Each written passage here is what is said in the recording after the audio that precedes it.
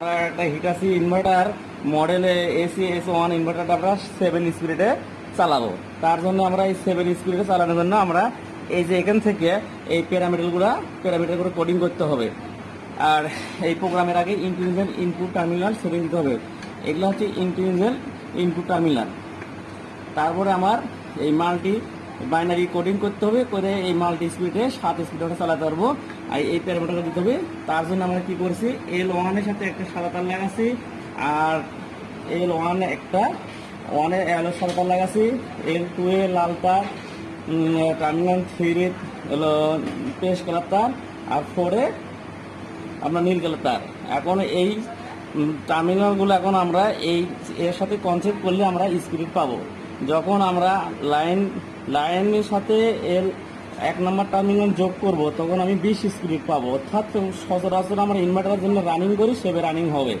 এই যে আমার 20 স্পিড হয়ে গেছে, দেখেন 20 স্পিড, এই যে 20।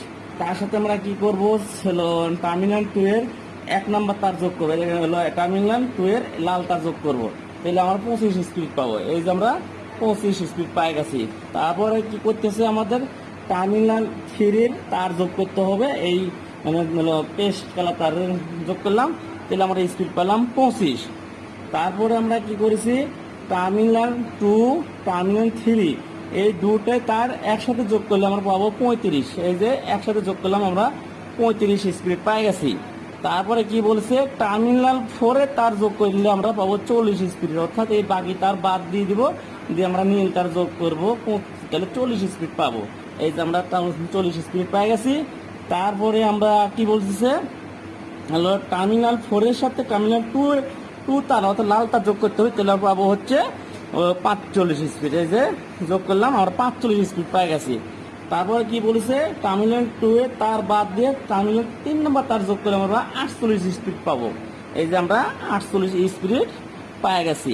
এখন সর্বসপ্তম স্পিডের জন্য আমরা টার্মিনালের সবগুলো তারই দেখেন 1 সবই বাইনারি কোড যোগ করে দিব, তাহলে আমরা 50 স্পিড পাই দেবো।